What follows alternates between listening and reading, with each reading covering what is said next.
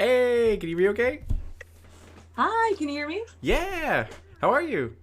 I'm excited. I'm great. I'm just closing some tabs because I'm like, there's some webcam on, and I don't know why. There you go. Not funny. Oh, here we go. I'm still in a video chat from something earlier. Okay, I'm so excited. Thank you for having me. Yeah, I'm so glad to have you here. Oh my god, I'm so excited that we got to meet up and actually get to do this interview. Because it seems like one thing after another that like I was busy or like you were busy, but now the fates have aligned, the stars have aligned to make it work. So I that's cool. know, and I also think that it's always when it's effortless. Like we tried, we kept coordinating, and all of a sudden, I think was it yesterday or 2 days ago, we're like, let's just do Yeah. Sunday. So here we are. I love it. Sometimes when you plan less, it happens. It's more likely to happen. Yeah. Okay, so just to let you know, I am like live streaming this on Twitch and everything like that. So there are like people, there's like 50 people who are watching and everything like that. So yeah, so they may ask questions and then we'll have like a small Okay, like Q&A maybe later down the line and all kind of stuff. sure. And yeah, so I love first and foremost, let's just go ahead and get into it. First, I have a lot of respect for you. Like, I am really, really humbled you accepted this interview. I appreciate you in every single way. I remember the first time we met, I was like, oh, she's pretty cool because my parents meet all these sorts of people, So I was like, yeah, Eliana's pretty cool. And then I started looking at you online and everything, and I was like, oh my god, she's a powerhouse. Like, she's awesome. So it. it was like Thank you. super cool. Who's Yeah, this girl? She's pretty normal. Oh. yeah, right. So I hope that's the impression I give, and I'm, pretty yeah, normal. absolutely. Just super chill, down to earth, and then you move mountains casually on your free time. Yeah. Oh my god. I'm like, can you do all my intros all the time? That's That- beautiful. Thank you. of course. So, for anyone who doesn't know who you are, could you introduce yourself? Sure. So, hi everyone. Nice to meet you. My name is Eliana, and you may know my last name. It's Murillo in English. So, we are long lost cousins. Not really, but it feels like it. So, which is still wild to me. So, I met Mama Kana Murillo, so Diego's mom. I met her, and actually, I think about the same time I met her and your sister Maya at industry events. So the backstory is that I worked at Google for 10 years, and so in that work, I was really dedicated to multicultural marketing. So I started that team there, and developed a lot of programs around supporting um, diverse minority-owned businesses, content creators, students, and really ultimately always about access, making sure underrepresented and underestimated communities have access to technology. And so through that, meeting Kathy and Maya doing their content stuff. And I always heard about D'Angelo and that he was his own internet sensation. And I was like, when am I going to meet him? I go to visit, I stay at the house. And Yeah. like now we've become good family friends. I mean, family friends because I feel like we've been related this whole time and didn't know. Oh, for sure. You know, Yeah. yeah, so it was cool to finally meet in person and now we can do this. But yeah, so the quick story is that I was at Google, left in July this year to be a full-time entrepreneur. I think of myself as a serial side hustler. So I've been Yeah. side hustling for years and now just really wanted to spend time to focus on them more rather than outside of Google. Now I have several of them going. So they range from, I'm sure we'll talk about some of them, but I co-founded a tequila company with my family, Organic Yeah. Tequila Alquimia. It's on my Instagram. If you check mine, it's easy to find everything else. So at In My Element, INMYELIMENT. So Element with my So name in it. creative. It's awesome. Thanks, I appreciate it. I mean, it just kind of hit me because I was like, what's a phrase that's like when you're in your flow and you're in your element? And I was like, oh, element. Wait a minute. And I was like, I can put my name in there. Yeah. Yeah, so I started so co-founded that with my family, started Latinas Who Brunch, and then I recently started I just say co-founded because I feel like it because I have a team of people helping me, but I'm the founder and CEO of Element and Company, Yeah. which is like my umbrella company, if you will. And within that, I have Element Lab where we're developing apps. So we're early stages right now. Next year, hopefully, we'll have something to show everybody. We're doing also some strategy and consulting for startups and small businesses. Yeah. So that's been really cool to support founders that are creating technology, actual solutions with tech to serve the users that are very diverse. And so that's kind of where my background fits into that. So, Yeah. and I recently accepted the title, and I'm an artist, which I've never actually said in an interview before. I paint, I love to do all these things. And when people are like, are you an artist? I'm like, no, there's art in front of people. Yeah. There, I it's do like, art, but I'm not an artist. Yeah. Yeah. yeah, that's exactly it. And yesterday I was like, wait, I'm an artist. I've been painting my whole life. And so I'm like, people want to buy my art and I haven't been letting them. So I'm going to set up my online shop. And I'm a big fan of your moms. And I know we're not here to talk about your family necessarily. I don't No, know if no, that's we're funny. good. Yeah. Some people are like, this is not the time talking about my parents, but your parents are total hustlers, and so of course I love that you all have your things. You Yeah. know, they're All fire I'm sure signs. Yeah. all fire signs. Yeah, my Leo's a fire sign, right? My Yep. moon's in Leo. Okay, I'm a Cancer, Scorpio, Leo. So respect for the Leo signs. I'm embracing my Leo sign. I'll put it Yeah. that way. The art and the Nice. fire. Anyway, so that's kind of where I am now. Yeah, that's so cool. And what would you say like your origin story is? Like what is the moment that you realize that like I want to do so much more than just work a 9 to 5, or like even how did you get into Google and everything like that? Sure. Okay, there's a couple different things. So the origin story, to cover that part, is Yeah. I'm from Oxnard, California. Oxnard is about an hour and a half north of LA. And so my family's all there, Mexican American, a really big family. My mom's one of 9 kids, so I have a huge family, lots of cousins, which is always fun and interesting. Yeah. Not so much right now, but you know, we do really cool video chats for like Easter and grandma's birthday. And so that's where I'm from. Went to public high school my whole life.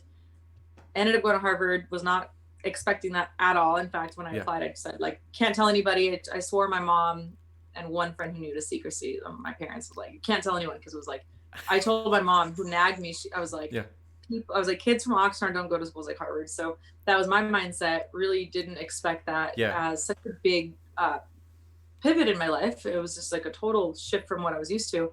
So did that. And in college, so to answer the question of how to get to Google, I realized that a lot of companies were recruiting diverse talent. And I was like, well, I'm the only Latina here. So like at the Women in Business group, it was women, but within that, like, where's the diversity here? So I started a group specifically for Latinos interested in business, but the more creative business field. So not just investment banking and consulting, which is what we heard and saw most of the time, but like I reached out to companies all across the board, like MTV3 at the time, a bilingual network I had, Macy's, all types of different companies, and Google was one of them.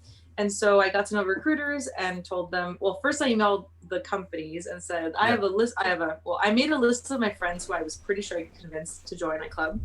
And I was like, I have 60 Latino Harvard students who'd love to, get to know people at your company, just because so many of us don't have parents who've been there before. We don't have someone on the inside. We don't even know what the job really is. And, you can't really envision it until you see it and hear from people directly.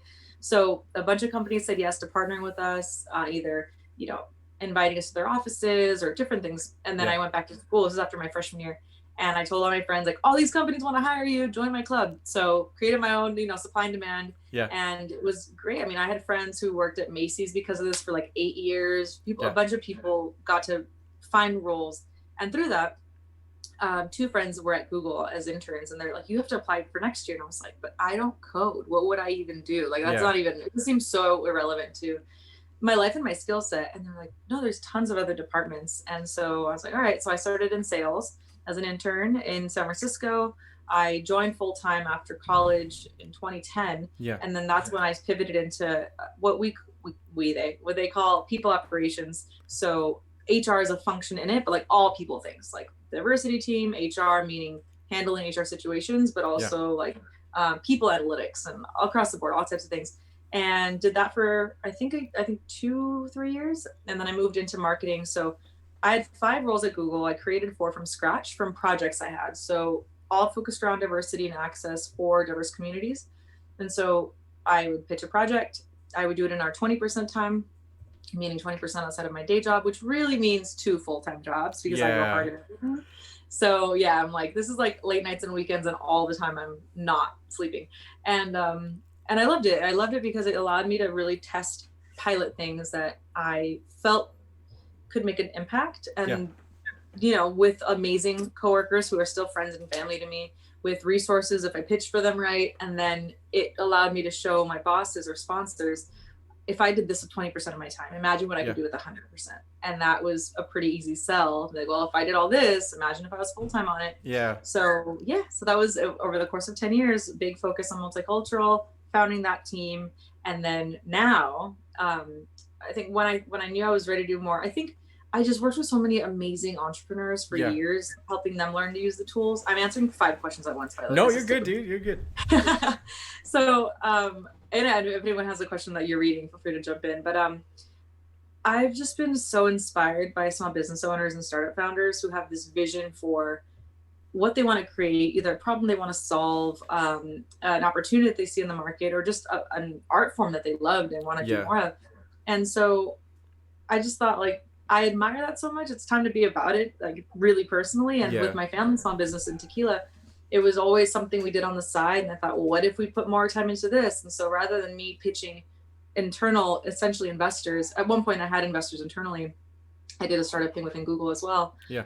I was like, well, what if I sponsor myself? And I saved up my money and prepared for an exit. And so it's been, oh my God, it's like life as an entrepreneur is so interesting because you can really do whatever you want, which means a lot of autonomy and a Good lot of thing and like, bad things. Yeah. yeah, you have to motivate yourself, and accountability to myself and either my team or my clients in a very different way than like the system's going to keep pushing, you know, and we're all going to be, there's milestones and objective key results, or KPIs, whatever people call them. Yeah. And now I'm like, I get to make up all the rules. What are the rules I want to keep? What are the ones I want to unlearn or unsee finally, and create my own, and, you know, really craft something of my own in this new way. So yeah. That's super cool. Oh my gosh. I know. Well, I think when I first started following you on social media, it was right around the time that you had like taken the photo of your last day at Google, and like, which is Well, like you iconic. caught me like right at the pivot. Yeah, exactly. It was so like iconic because for a lot of people, even just getting to Google is like made it done. You know, like work here for the rest of our lives. You know, all that kind of stuff. But you know, it's inspiring to be like, no, there's so much more that I want to accomplish, and Google can't satisfy that itch. So I'm gonna have to go and do it myself. So that's really really cool. Yeah. So Thanks. another question is that like a lot of people who are content creators are hustling to like work, you know, 60 hours to 80 hours a week to make their passion, you know, actually legitimately, you know, come true and thrive and everything like that. But when it comes to self-care, sometimes that can definitely dip into like, you know, I'll just burn the candle at both ends. It's fine until it's like not fine. So how do you combat that and make sure that you have the self-care you need, or what kind of self-care techniques do you do to ensure that your mental health is solid throughout it? I'm so glad you're asking, because I think that's something that people don't talk about enough. It's like there's an entrepreneurship space of being a full-time entrepreneur, and then there's everyone side hustling. And if you don't have a side hustle, there's nothing wrong with that. Some people are meant to be focused on one thing and do it really well.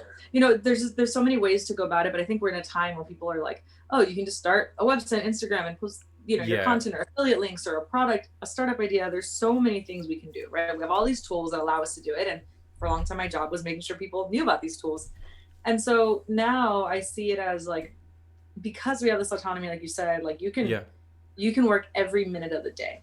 And at a certain point though, there's diminishing returns. So if you're burnt out, which is absolutely possible in a corporate job, in a small business job, as an entrepreneur, burnout's real. And I think early on, mentors told me, they didn't say don't burn out. They didn't say like fear burnout. They said prepare for burnout, because it's going to happen, and then just prepare for how you recover after that. Like obviously try to avoid it, but sometimes it can be unavoidable. And I think sometimes people think of burnout as if it's terrible, like it's caused by bad things. I burnt out at Google because I was almost addicted to my work, because I was like, I created work that I was able to create more every single day. Like if I met you at a dinner and you said you have, you know, a channel, and I'd get so excited, and I'd ask like, oh, what are you doing online, and what's your strategy, and we can partner, and we can do this thing to help kids learn to code, and you can be the example, and like whatever, right? And it was so easy to create more that I didn't have any boundaries. So I mean, I literally met people like at a club and was like, oh, we should stay in touch, and like always getting pitched, pitching people. It was just infinite ideas and opportunities. But of course, then that means there's no time for self-care. And there was the first time I burnt out, which was like, I think in 2015, so halfway through my career at Google, I lost my voice. I couldn't speak for almost 3 months, and I couldn't really like it was like whispers, like barely whisper for like 3 months. It's weird to talk about it now, because I'm like, how did I go that long? The irony, I talk a lot and pretty fast, right? So all of a sudden couldn't and I couldn't really type, because I was getting kind of like pre-carpal tunnel.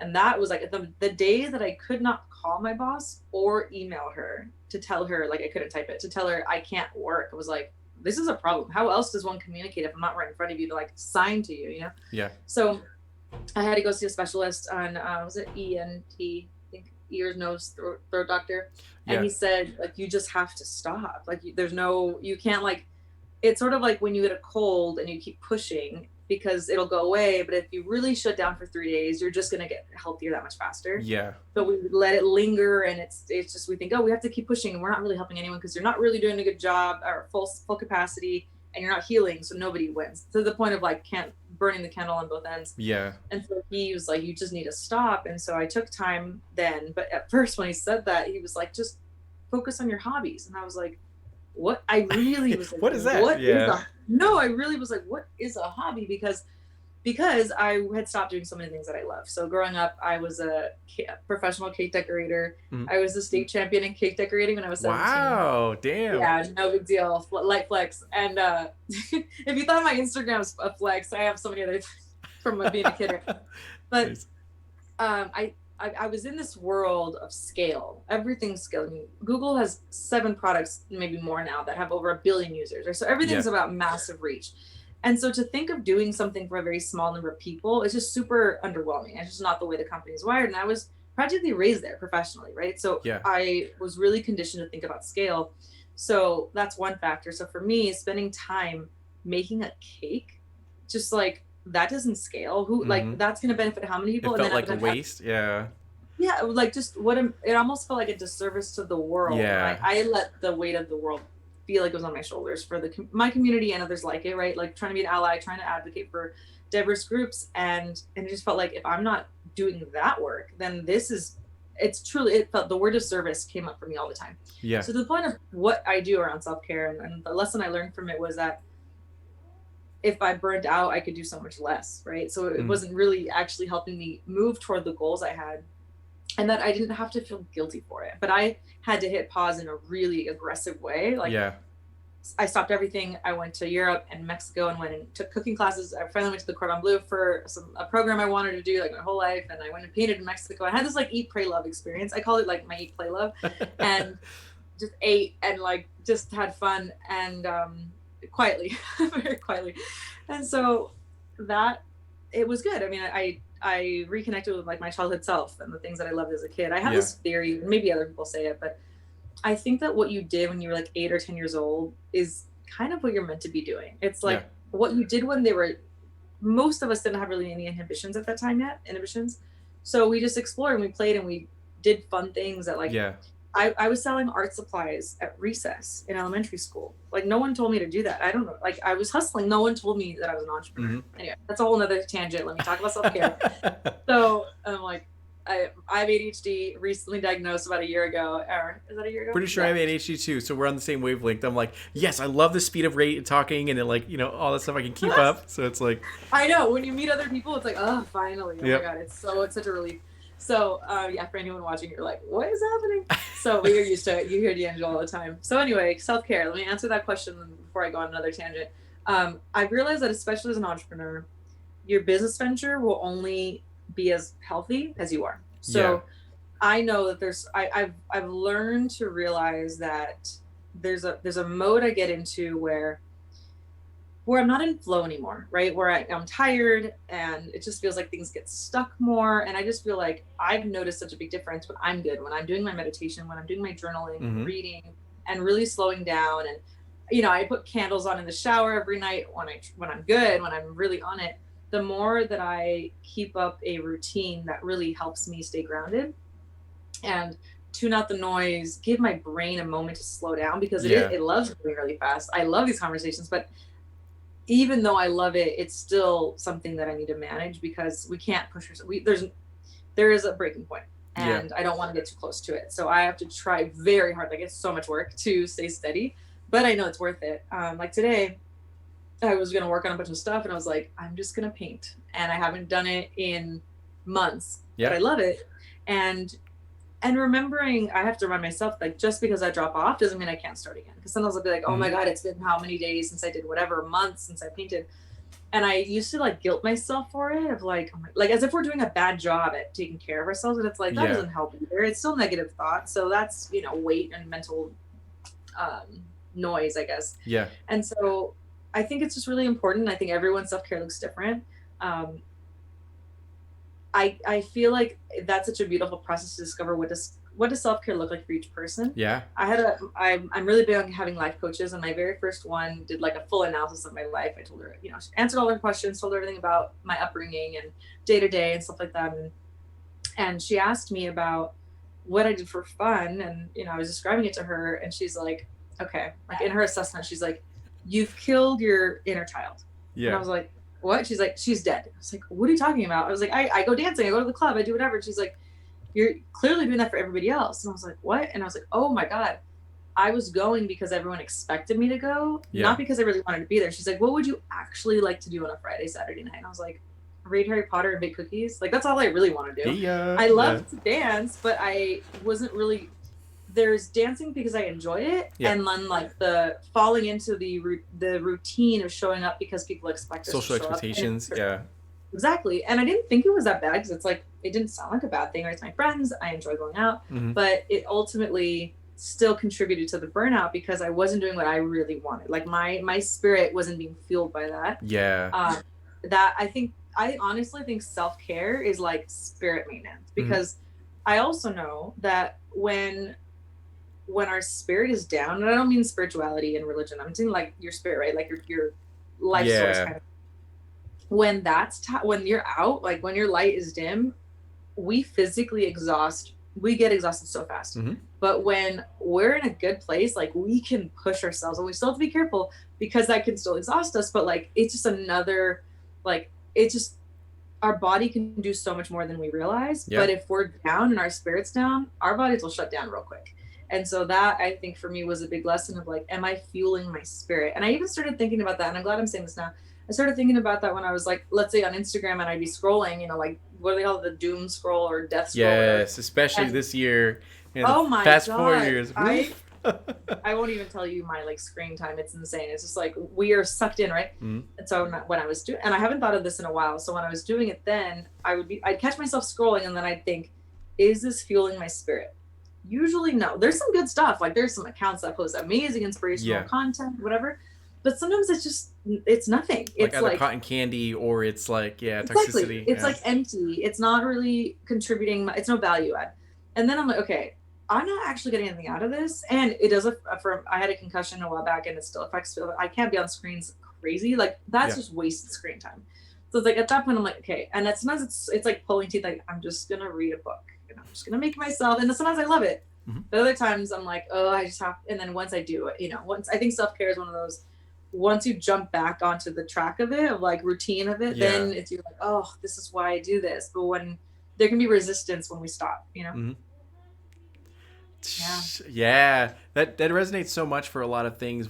One, for like my personal life, two, watching my mother grow up and everything like that, because of course, like I got to see her. And if for anyone that doesn't know, my mother is the craft chica Cathicano Murillo. She is a powerhouse as well and has accomplished so many things, published author, world-renowned artist, everything like that, and so much more. But yeah, I would see that in her as well, and I would kind of get scared at that too, because it would be one of those things where she would overbook herself and say yes, and like, and then she would get burnt out. And thankfully I learned later that it was my dad. They were just each other's support system, so that's how she was able to stay afloat the entire time, because I wondered why I couldn't go like 150% of all the time like my mom could. And then I was like, oh shit, like she had her support system of like my father and everything like that, and she slowly but surely learned how to like ease up and only say yes to the things that my mom always says it's either a hell yes or a no. There's no in between, and that's like what she swears by, and that's what I swear by too now.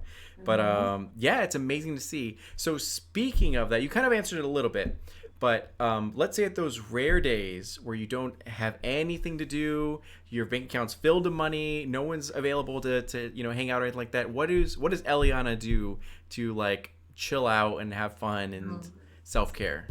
Well, my bank account's full of money. I don't know if I'm telling you like the fun, like that, I can go ball out, or just a normal day without any major restrictions.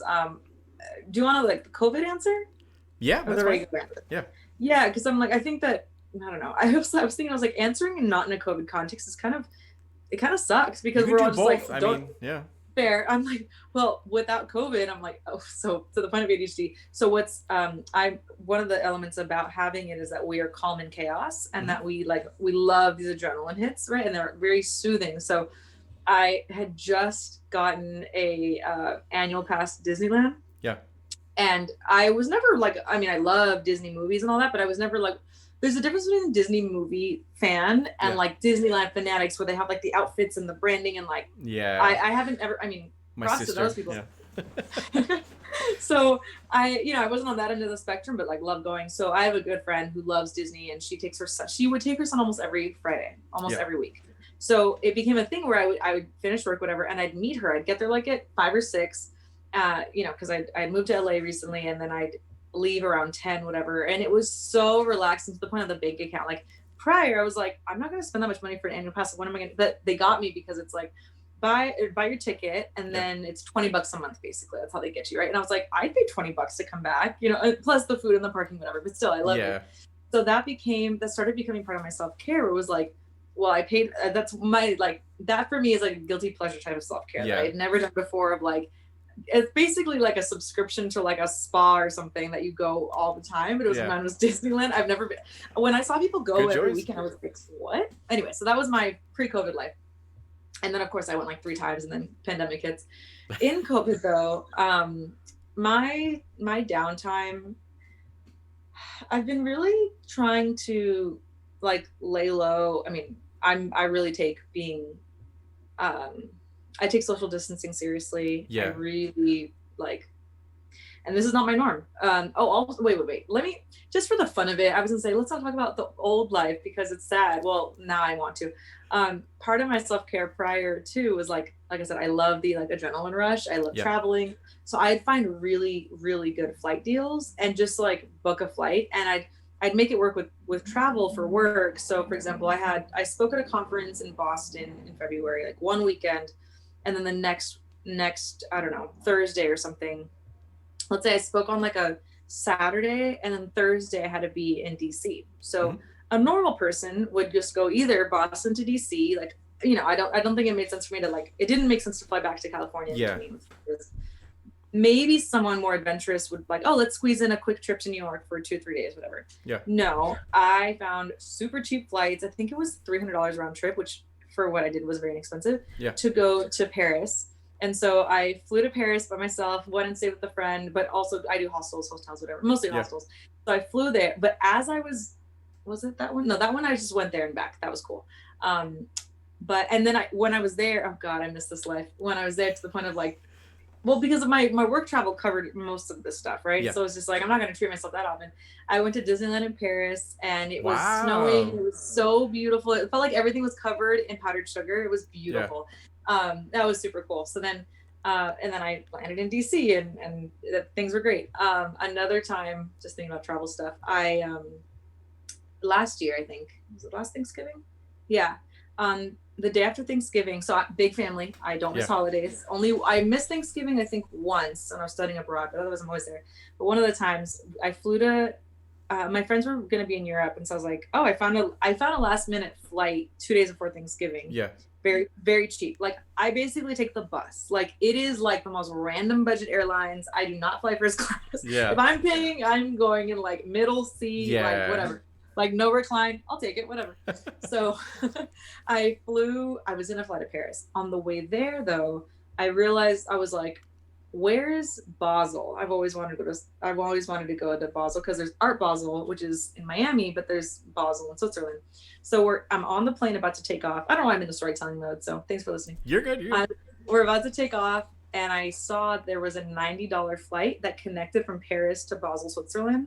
And I had enough time to get through like immigration or whatever. So I book it. We're like already off the ground. Like internet's about to cut out, and I booked it and a hostel super fast. And I landed in Paris, ran to their flight, made it to Basel. Like it was so fast. And I like let's go 80 hours. Like that's amazing. Oh my God. I can't even tell you, like just talking about it, I'm like, oh my God.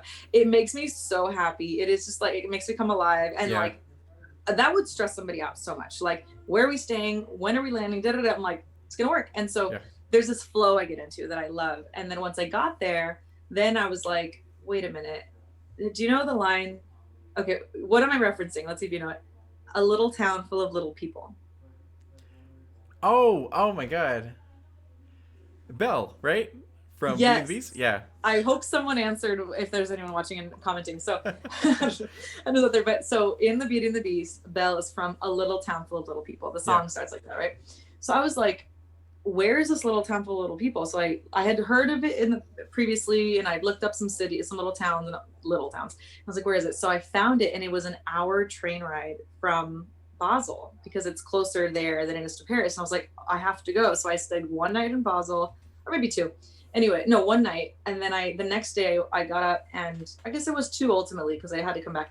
I took the train to the little town, Yeah. Palmar, and I went and like saw, oh my god, it was literally being in a Disney movie. It was so cool.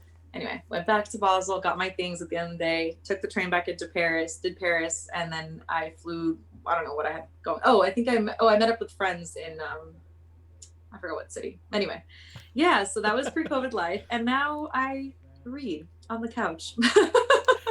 I what do I do now? So okay, no, let's make this as exciting because we have to enjoy this life of COVID life. So I really love to cook, Mhm. pivoting aggressively in terms of what I'm talking about. No, I mean actually, I used to take cooking classes in Europe. It was like a childhood dream of mine. So I would Yeah. save up my money and take these super cheap flights and go take classes. Now I'm finally applying what I've learned. I grew up taking culinary classes and everything, and so I've gotten really into making up new recipes. So that's been my new fun thing. Oh, I'm that's super into cool. it. Yeah. Yeah. So actually, post with the concussion has made me super sensitive to sugar. Mhm. So I've been making up a bunch of like sugar-free alternative sweeteners, but still tastes good. Like I don't like healthy food that tastes bad. I only like Yeah. healthy food that tastes amazing. Like you wouldn't even know it's healthy. And I sneak vegetables into my own food. I have to like trick myself. So that's been fun. I've been, oh my god, my latest obsession during COVID time is I also just realized I haven't been looking at the camera, sorry, because You're it's on good. You're my fine. iPad, You're so my good. eyes are over here. I've been just loving my kitchen appliances. So Yeah. like I just got an air fryer, I have my Instapot, I got a food processor, Yep. my mandolin. So anyway, That's when you know like how we're adults when you're like a food processor. Yeah. It's no, good. that's totally how I feel. I'm like, Yeah. oh my god, it's so good, it's so awesome. I'm like, do you know what you can make with a food processor and a can of beans? Oh my god, like I've been making Right. hummus out of Yeah. all types of beans. So that, and what else? I've been writing a little bit here and there. Yeah. I've been reading a lot more about like spiritual practices. I never sit and watch Netflix because I just don't have the attention span for it. Normally, I just get Yeah. bored, but I've been doing more of that. What else do I do? Oh, I've been planting. I've been growing Oh, seeds. right on. Not really Yeah. now. This has been a major development for me because my dad is a gardener. Not a gardener. He's been into gardening. Yeah. Green thumb. Yeah, exactly. Yeah. Like at home, he could just grow anything, and I would watch him be like, it's so like it's like his therapy. It's so soothing for him. Yeah. Like it's so cathartic.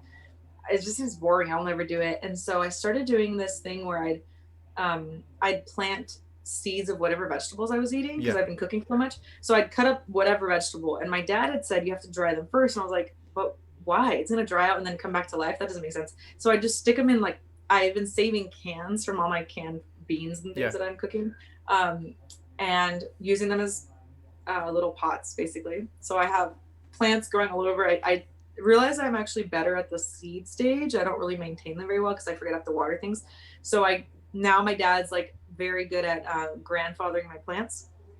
And yeah, DIY projects. I made a greenhouse out of my dad's dry cleaning plastic bag Yeah. of like the clothes and an Amazon box, which was inspired by your mom's Amazon box piñata costume. That's And cool. Yeah. so yeah, I've been just I don't know, just trying to like be a kid again, do things that are fun like Yeah. that.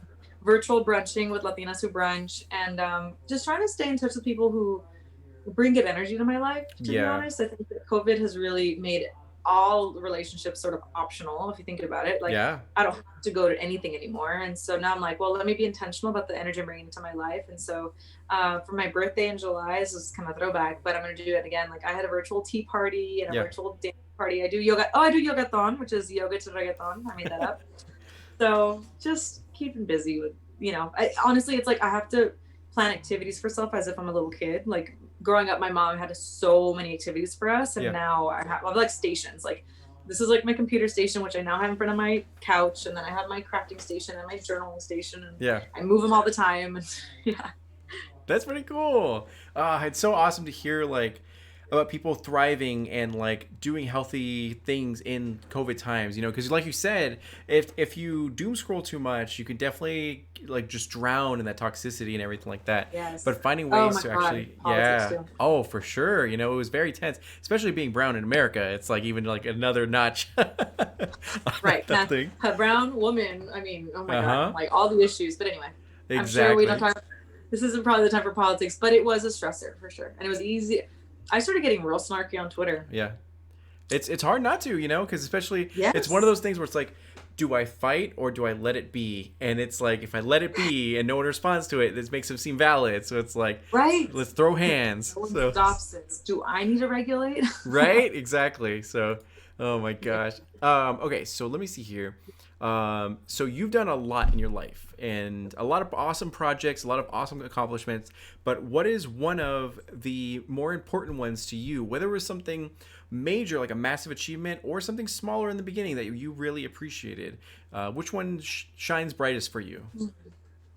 An accomplishment of some kind. I'll say one that's more like a theme Hmm. that there's one concrete example of it, but I keep doing this. Is building community Yeah, has been, I think, my proudest accomplishment. Proudest meaning it most meaningful, because so the concrete example I can give is creating Hola at Google, the community for Latino Googlers. That I mean, it started with me and my co-founder, my friend Adriana, and then we yeah. found six of us, and then it became 75, and then now it's like there's thousands of people in this network across multiple offices Wow, around the yeah, world. And so I mean now it's beyond. I mean, I can't take credit for all that, but um, I think that the stage that I can take credit for, and not alone with everyone around me who we did this together, was creating this foundation of like a family of like people who were invested in supporting one another and collaborating, and it just and connecting in a really human, genuine way, yeah, and being there for each other, in an industry that's not diverse or not yeah, very diverse.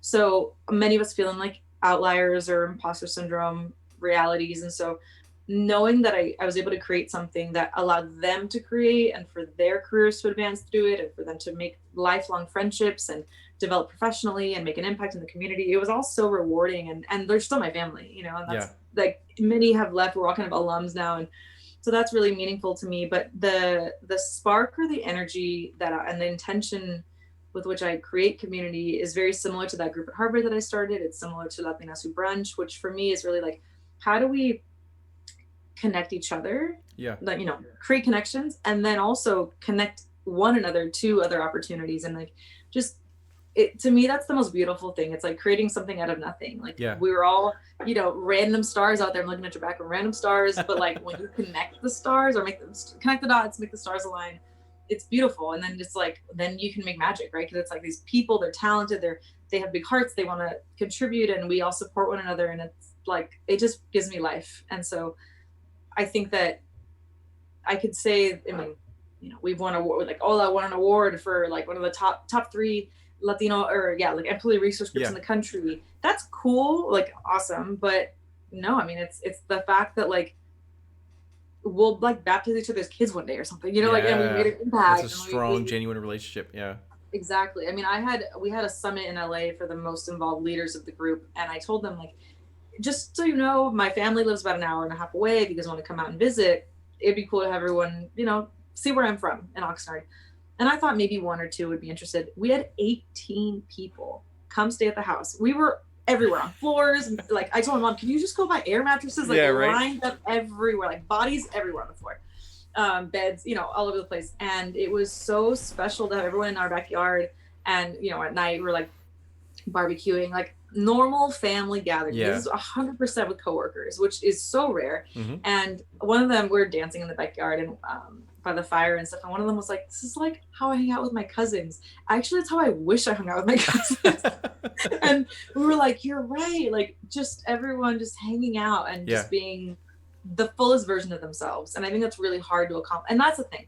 I think that's a big part of why it means so much to me. Is because I've done this in spaces where people feel like they often can't be the fullest version of Yeah. themselves. So it's like a safe space to just be yourself. Like Mhm. it's just so rare. Like it's even, and we talk about how often, as geeks, as nerds, we often our family can't relate. Yeah. Often we're in this other world if it's because of our interest in, call it superheroes and video games Hmm. or business or whatever, right? These things that are not often common for our families or, wherever we're from.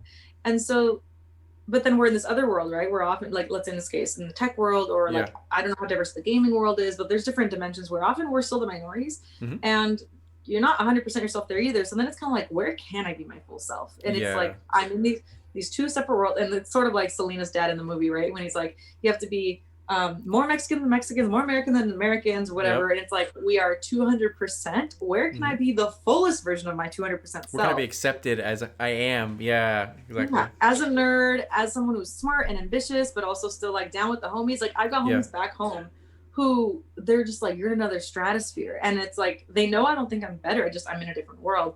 And so I try to bring that to them and share with them what I'm up to, Yeah. bring them along for the ride. But then also in the corporate world, like sometimes, when I was in it, I couldn't talk about like family drama. Like that's Hmm. gonna sound way different than what you think happened, what your drama looks like, or what we Yeah. did over the weekends. It's so different, and that's what I really value is being able to create community where people can. I'm gonna say it this way. What I'm most proud of is creating community where people can be fully in their element. Nice. I like that. Hey, Got it. Ding. gotta get it right. uh, Latinas who've been similar too, because we have people from all backgrounds saying, I'm the only Latina at my company, or I live in the middle of nowhere in the Midwest, or I'm in Miami or Austin where there's lots of Latinas, but it's hard to find genuine connections. And so yeah. in all these dimensions, I think it's just encouraging people to really be in their element. Good. Yeah. That's awesome. Okay, 3 more questions. Although the Okay. 2 are kind of similar, so you can always bundle them in and whatever. One geeky question: what is your favorite geeky medium? Whether it be video games, like fiction, like novels, or Netflix TV shows, or anything like that. What's your guilty pleasure? Okay, I haven't watched it in a minute because it got kind of dark and it got kind of scary, but Yeah. I think I'm ready. Maybe tonight. Okay, so have you heard of The Boys on Amazon Prime? Oh, absolutely. Yeah. Okay, so backtrack. I super love superheroes, Yeah. but I'm the worst superhero fan. I don't know the comics. I don't know the real Yeah. stories, but I just love like fantastical things. So I have a very low bar for like plot lines and script. I mean, I Yeah. don't want it to be bad, but like Iron Man, like I just love like the explosions and the You're magic like, and I'm the down. Like, where's the popcorn? yeah, like I'm super down for the superness, but I Yeah. don't test me, and it's a vibe. Yeah. Yeah. I'm there for the hype, whatever. The Boys I think is really cool because it's sort of like a superhero fan marketer's dream and Yeah. like really dark and twisted. Mhm. And it's just like keeps you on your toes. So I haven't finished it all, obviously. Yeah. I have to get back into it. But some episodes I'm like, oh my God, like I shouldn't watch this before going to bed. It is crazy. Like Oh, for sure. some of it is wild. But also I really appreciate like the darkness is really because like they push it. Well, there's also gory things, but like they really push it in terms of like the facade that people create, the way that Mhm. people believe and follow. It's like cult following, and really it's marketing. It's all marketing that they're doing, and it's very evident in like in the way that certain characters have to dress, and you can't choose how to dress Yeah. yourself. And the All analytics those they things. pull is like, oh, we're having, Mhm. we need to get more followers this way, so let's do this. Yes. Yeah. Yes. So I mean, not to say that I think that's how superheroes should be run or how we should live our lives, but it's sort of it's like fantastical marketing, Yeah. which I find really interesting. So, and I've referenced it to a couple people. I'm like, I need you to watch this. I need you to understand. Like, in some ways, I'm like, we need to take inspiration from this, but the good kind. Like, not to like harm Yeah. people or have some weird secret agenda. Like, how can you create good? I call it cause marketing. How do we market good causes instead? Yeah. So anyway, that's one. I don't know that counts as nerdy, but I think it's pretty cool. Hey, it's in there. Yeah. Okay, I'm like, because it seemed, I don't know, I think it's pretty swaggy, so whatever. But I love Harry Potter, like Yeah. just fact the rest of my life. What house are you a part of? I'm definitely a Gryffindor. Slytherin. Yeah. I know you're not. I was like, I know you're not a Gryffindor. Slytherin, that's cool. So I will say it's like I super am, not only because I read the books multiple times, Yeah. the tapes back in the day in the car. Then I had some time with this concussion when I couldn't listen to music. Yeah. So I listened to all the books on Audible. So if anyone listening has never listened to Audible, I can send you a link for a free one. Whatever's in my library for free, your first one. Yeah. But Harry Potter World's amazing in Orlando, and I did the one in LA like briefly. I didn't get to see much of it, but love all of it. But the reason I'm definitely Gryffindor is when I was at Harvard, it's weird. It's kind of like Harry Potter, actually. Like Yeah. your first year, you have one big dining hall. It looks like Hogwarts. It looks like the hall where they eat. But then you get assigned to a house. There's no sorting hat, but it's like a housing night, and you get Yeah. this like letter that says what your house you're assigned to. Excuse me. And so I lived in Winthrop House for the next 3 years, Oh wow. and our mascot is actually the Gryffindor. Like Oh, that's dope. before Harry Potter was created, Yeah. like this is like hundreds old traditions. Yeah. So Yeah. anyway, I got this and I was like, are you kidding? I live in Gryffindor Tower basically. Like, when do I get my wand, please? Yeah, Like, actually, can I get some robes? Thanks. yeah, right? And then, okay, so the last two questions can be bundled into the same one, or you can do it separately. So the first question is that, what was like a big L in your life, like something that you were like, dang, that just didn't work out. I like the ball was dropped, whether it was my fault or someone else's fault, that you were like riding that high and something just happened. That was a big learning moment from you. And how did you, one, like handle it and then, grow from it, And then Yeah. the second one is actually, what was some advice that you wish you got when you first started out into this huge, crazy adventure? So if you want to bundle in the same one and the same thing, that's Yep. cool. If you want to make them distinct and separate, totally cool as well. All right. Well, I can't tell the first answer without leaving some advice, because I definitely have it for my, if I could look back Yeah. and tell myself advice, and then I'll think if I have any other advice to add. But a big L for me, which I now like to say, the L isn't a loss, it's a lesson. Yeah. So Yeah.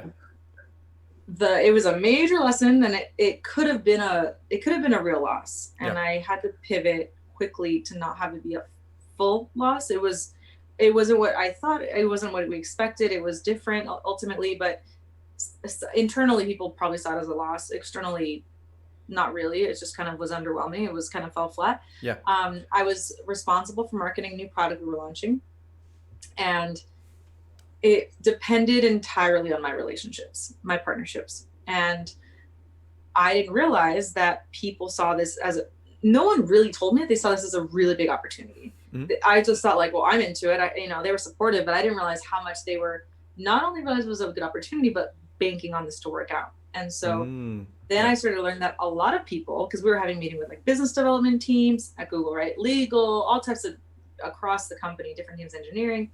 And the moment I realized like, oh wait, this is really gaining steam, gaining speed, whatever. And Yeah. this is on me. Like I was in a meeting with about 40, 50 people and all different departments talking about the strategy. It was like, we're about to go out and get these partnerships, meaning I was going to go get them to launch with partners. And the official Google Chief Technology Officer is in this meeting. And I'm like, is this that serious? Like, we need the CTO here? Like, this just seemed like, Yeah. like no one told me that I was in the major leagues in this way, right? They were just kind of like, that's the thing with multicultural stuff. You tend to assume it's never given that like, the resourcing, the reputation, all like, Yeah. I'm really glad I got to do what I did, but like, it's never, I hope it will be, right? I hope that it takes the spotlight of like, oh my God, it's on the equivalent of like a Super Bowl campaign or something, Yeah. right? But like generally it's not always there. And so this was big. It was much bigger than I realized. And I didn't really have anyone around me telling me that. So the stakes therefore were really high.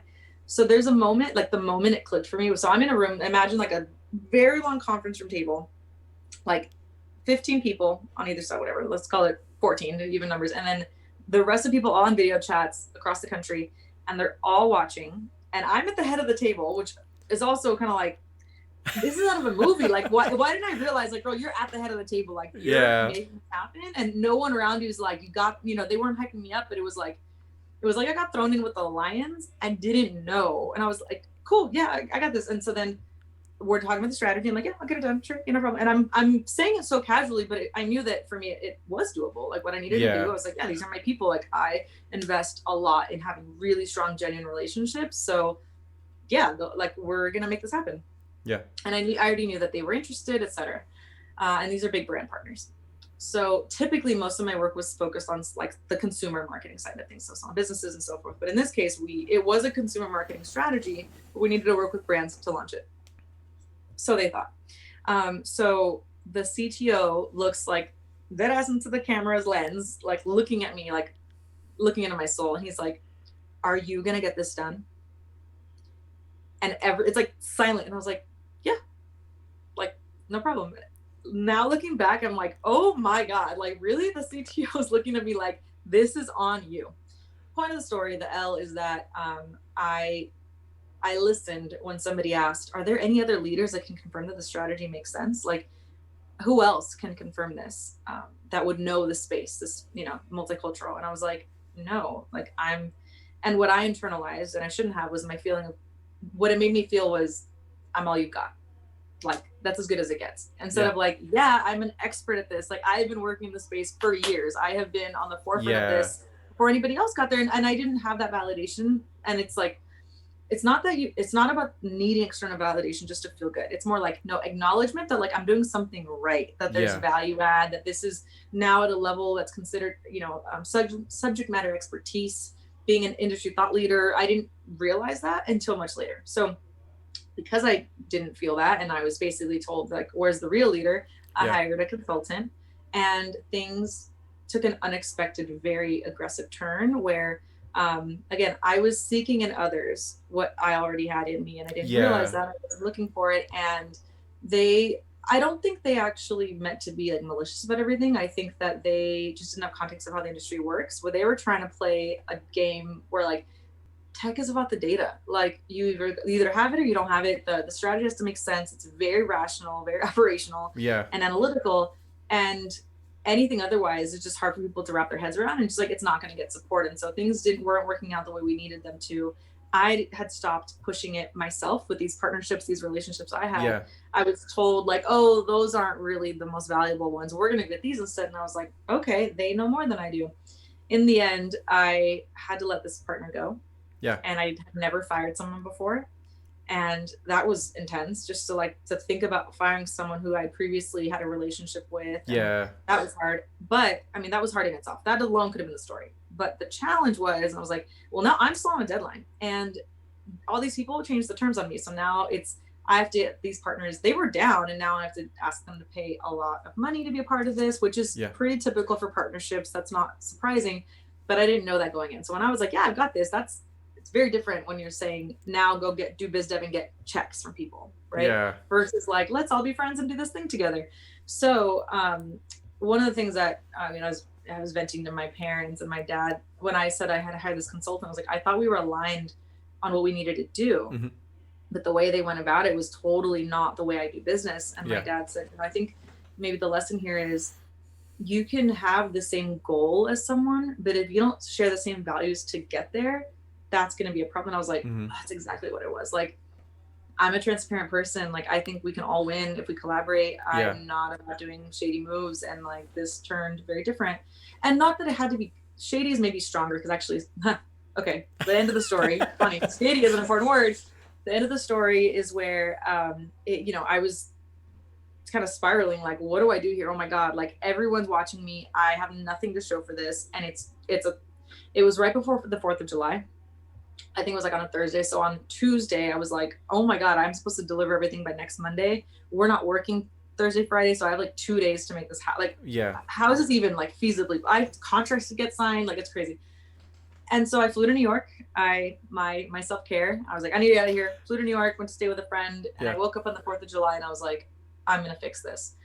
And so my insight for this strategy was that you have to start with the people first. Like, brands, cool. But like, if we don't get consumers to buy in to want this, the brands don't matter. Like, brands are only going to be there because they want consumers. They want those eyeballs. And so if consumers aren't about it, this just doesn't make sense. And so the strategy was the opposite: get brands on board. And then the consumers will see that it's very shiny and they'll want to be a part of it. So I was like, nope, I'm pivoting. So I changed the entire strategy. I was like, I'm going to reach out to all of my real partners. Like, those are industry contacts, and I appreciate those people. I reached out to the small business owners, the nonprofits, all the people that I've been working with for years, who had my back and also believed in what I was proposing, what I wanted to create. And they all said yes. I got 7. So I was supposed to bring 7 business brand contracts. I had 7 community partner contracts instead. And so I went to that meeting on Monday. I was like, I've got 7 contracts. Here you go. And they were like, everyone was silent. And one woman very non-discreetly whispered, "This is really shady." And I was like, oh my gosh.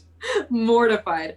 And after I asked my boss, like, so what do you think? And he's like, well, they called it shady. And I was like, so it sucked, right? It sucked because it looked like I failed, looked like I Yeah. didn't deliver. But ultimately, when this went live, thank God I pivoted. And the lesson of the lesson I'll share is that I should have trusted my intuition much sooner. Yeah. And I didn't have the confidence to acknowledge the pivot I needed to make because I knew they weren't going to say yes, so I just did it anyway. But if you have to do that, you have to trust your gut.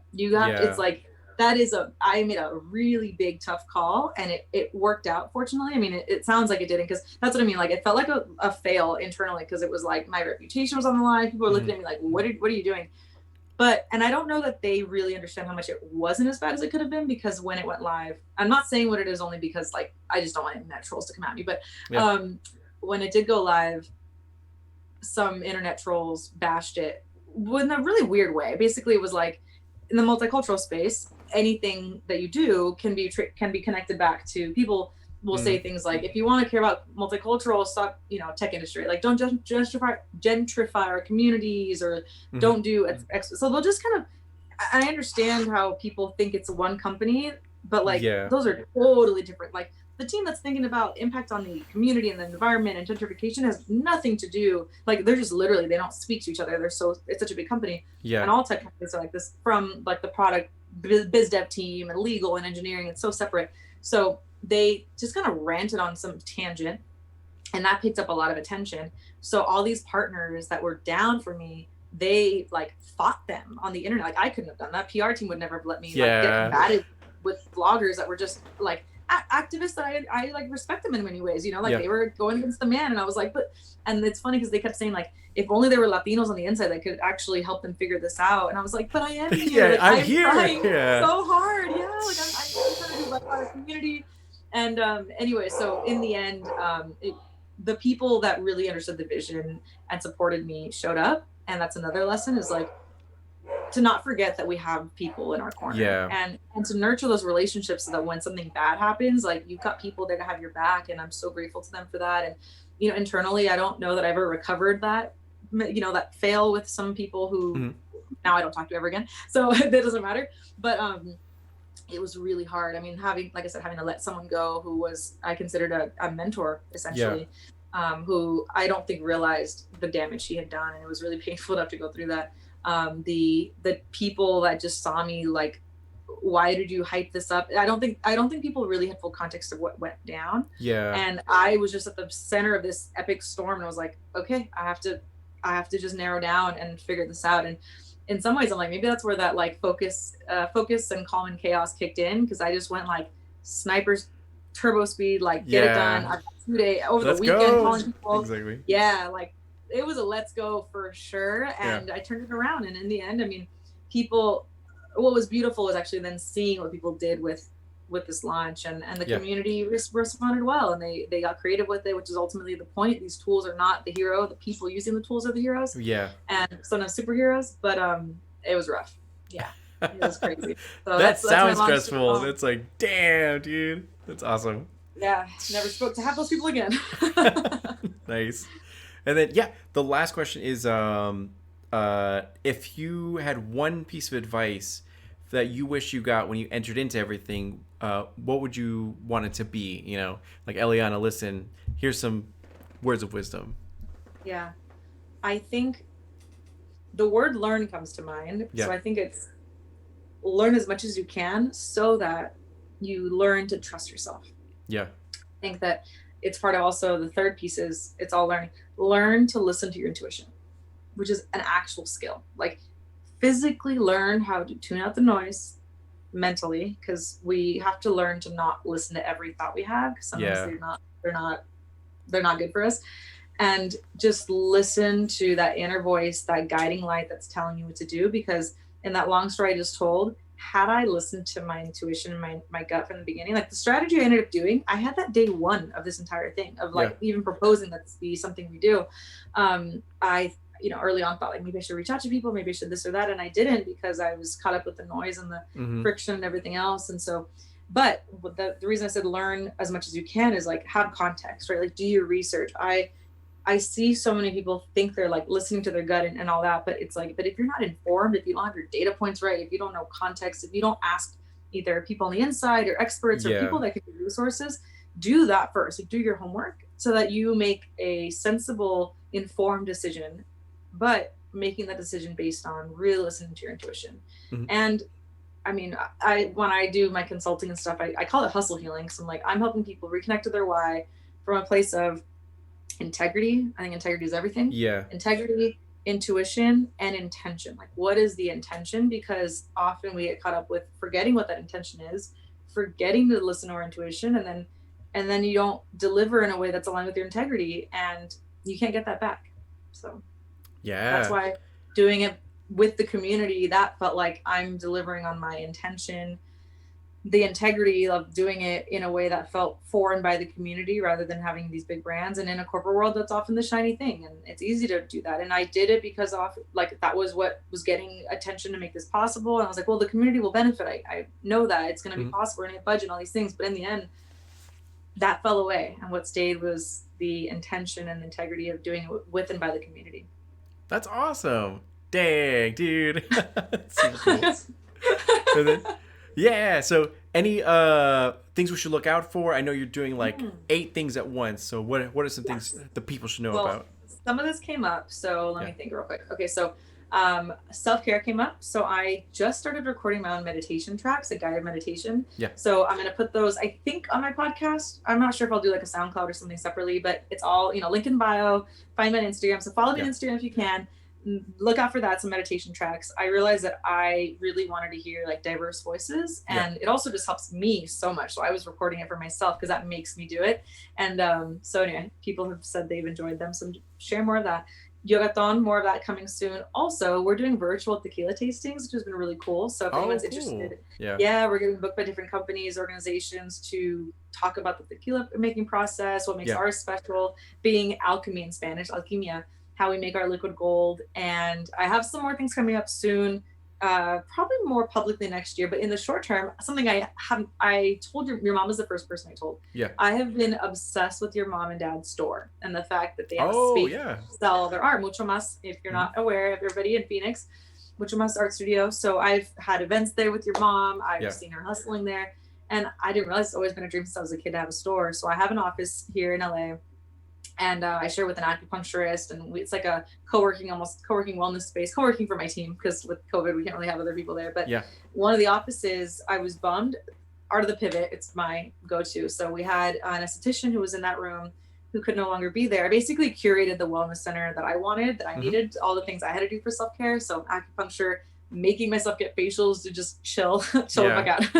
Anyway, and so we had someone who can't rent the space anymore. And I was like, wait a minute. So I'm turning it into a store and filling it with my art and things I'm selling. Acupuncturist Herbalist is putting some things in there too, starting to sell more of my merch online and in the store. And also finding more Black and Latino businesses, small businesses that I can source from to sell and make it another point of sale, and doing it like appointment only, very COVID safe and all that. We do make sure we take everyone's temperature and things like that. But it's something new that I haven't done before in terms of having a space where people can come buy things. So I'm really excited. I told your mom, like, I have to get your, best tips. She's shared a lot over the years. And so I'm excited. This is a new venture for me for sure. Awesome. That's so cool. Cool. So where can we find you online? Yeah. So In My Element, INMYELIMENT is Instagram. And then on Twitter, I'm Eliana_Murillo, full name. You can Google me. My website's there. I'm on LinkedIn. I don't check that as often as I should, but it's there. What else am I on? I don't do TikTok, mostly because I'm like a little weird about them giving information to Chinese government, but I do reels on IG, so check that out. And then if you wouldn't mind, everybody listening, if you're there, please do follow the accounts I have listed on my in my bio. So our tequila company, Latina Super Brunch, if that's relevant to you. And I think that's pretty much it.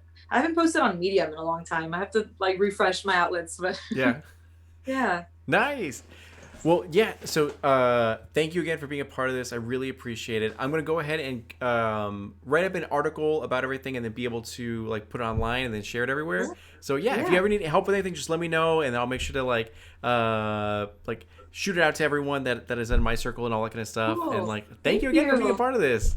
Are you kidding? I had such a blast. Obviously, I had fun, like long story long talking, and it's just also just great to connect and be in touch. And if anything, this COVID life has allowed us to be more intentional, but also just connecting Yeah. online, not waiting to do it in person. The So great I'm glad we got to pause. do it. Yeah, it's good. Great pause. Yeah, I love that. Well, thank you. I'm so grateful and proud of you. Your mom has been talking Oh, thank about you. how you've done this for so long, and so I hadn't said that to you. I think it's awesome. So thank you for I your appreciate reference. that. You made it happen. Yeah, it's like trying to find that self-esteem to like move forward and be like, I am going to do this. I am capable of this, you know? 'Cause Oh, totally. I've been yeah. meaning to have I have podcast episodes I haven't recorded or edited and YouTube content, and so doing these motivates me to go do more of it. So Yeah. thank you. Of course. Well, thank you again, and I hope you have a wonderful night. And if you need anything else, just let me know. Yeah. Sounds good. Thank you, and everyone who joined us for this live or later. Thanks for watching. Bye. And bye.